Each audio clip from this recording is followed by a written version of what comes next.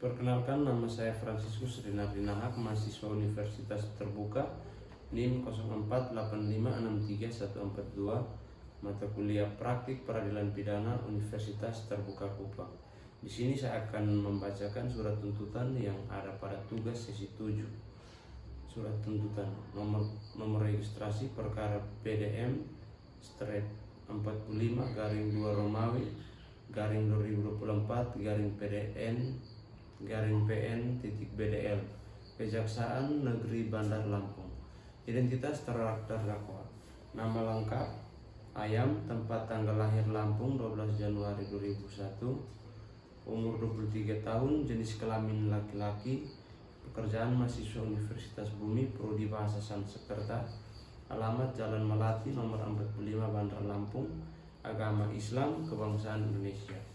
Dakwaan: bahwa terdakwa Ayam telah didakwa dengan surat dakwaan nomor registrasi perkara PDM 45 garing 2 Romawi garing 2024 garing PN titik BDL dengan uraian dakwaan primer melanggar pasal 340 KUHP, menyatakan barang siapa dengan sengaja dan dengan rencana lebih dahulu merampas nyawa orang lain.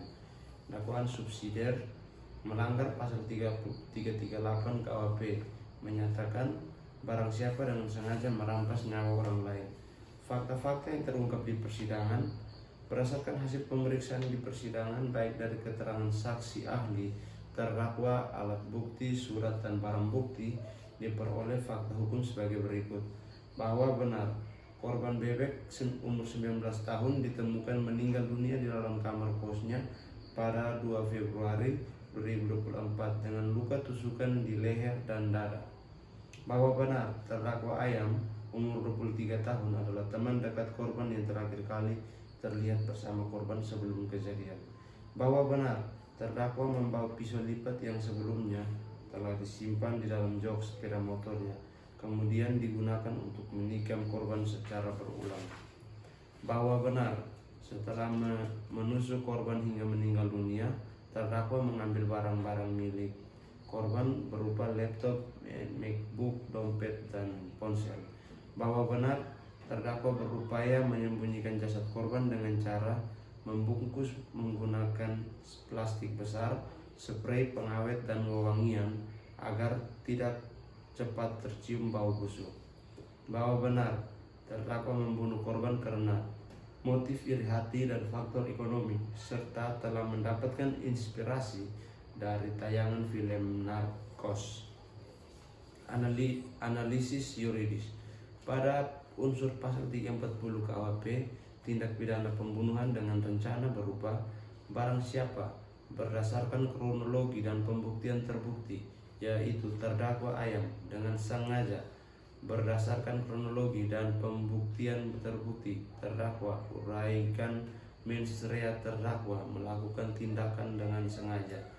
Dengan uraikan res ictus, perbuatan tersebut dilakukan tindakan menusuk korban, mengakibatkan korban meninggal dunia akibat luka tusukan di leher dan dada. Berdasarkan hal demikian, maka dikonklusikan semua unsur pasal 340 KUHP terpenuhi. Unsur pasal 338 KUHP pembunuhan biasa berupa barang siapa, yakni dengan sengaja merampas nyawa orang lain, diancam dengan pidana penjara selama paling lama 15 tahun. Dengan reus ictus, perbuatan tersebut dilakukan menusuk korban hingga korban meninggal dunia, mengakibatkan korban meninggal dunia akibat luka tusukan di leher dan di dada. Berdasarkan hal demikian, maka dikonklusikan unsur pasal 338 KUHP juga terpenuhi. Namun karena dakwaan primer telah terbukti, maka dakwaan subsidiar tidak dipertimbangkan lebih lanjut. Hal-hal yang memberatkan dan meringankan: hal-hal yang memberatkan, perbuatan terdakwa sangat sadis dan brutal dengan cara menikam korban hingga meninggal dunia, menunjukkan tingkat kekejaman yang tinggi. 2. Tindakan terdakwa tidak hanya mengakibatkan kematian korban, tetapi juga mengambil barang-barang milik korban sebagai hasil dari tindakan kejahatannya. 3. Perbuatan terdakwa dilakukan dengan rencana lebih dahulu, terbukti dari persiapan pisau serta upaya menyembunyikan jasad korban. 4. Terdakwa mempunyai motif yang sangat mendasar, yaitu iri hati dan faktor ekonomi yang menunjukkan adanya keinginan pribadi yang tidak sehat. 5. Terdakwa memperoleh inspirasi dari tayangan film narcos yang justru memperparah tindakan kejahatannya. 6. Terdakwa tidak menunjukkan rasa penyesalan atau permintaan maaf terhadap korban atau keluarga korban. 7. Terdakwa tidak memiliki catatan kriminal sebelumnya, namun hal ini tidak mengurangi bobot tindakannya karena tindakan ini sangat berat.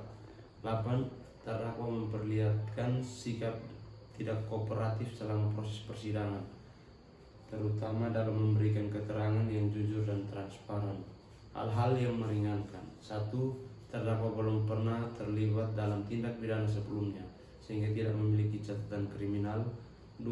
Terdakwa masih di dalam masa belajar sebagai mahasiswa yang menunjukkan potensi untuk berubah dan berkembang. 3.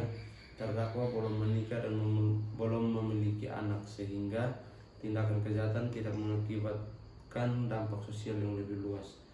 4. Terdakwa menunjukkan sikap kooperatif dalam proses penyidikan dan persidangan meskipun tidak sepenuhnya menunjukkan penyesalan. 5.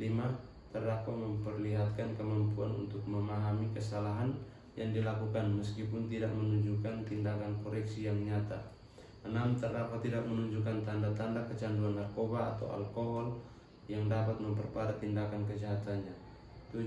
Terdakwa memperlihatkan kemampuan untuk berkomunikasi dan berbicara dengan jelas dalam persidangan, menunjukkan kesadaran hukum yang cukup. Tuntutan: berdasarkan uraian di atas, jaksa penuntut umum memohon kepada Majelis Hakim Pengadilan Negeri Bandar Lampung untuk menjatuhkan putusan menyatakan terdakwa Ayam terbukti secara sah dan meyakinkan melakukan tindak pidana sebagaimana diatur Pasal 340 KUHP, menjatuhkan pidana penjara terhadap terdakwa Ayam selama 18 tahun, menetapkan barang bukti berupa: 1. Berupa 1 buah pisau lipat. 2. Berupa 1 buah unit laptop MacBook. 3. Berupa 1 buah dompet. 4. Berupa 1 unit ponsel. 5. Berupa plastik besar spray pengawet dan wewangian untuk dirampas dan dimusnahkan. 6.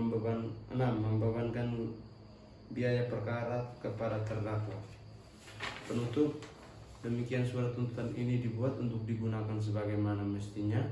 Bandar Lampung, 24 Mei 2024. Jaksa Penuntut Umum, Kejaksaan Negeri Bandar Lampung, Franciscus Rinaldi Nahak, NIP 2012 05 2022 03 1001. Terima kasih.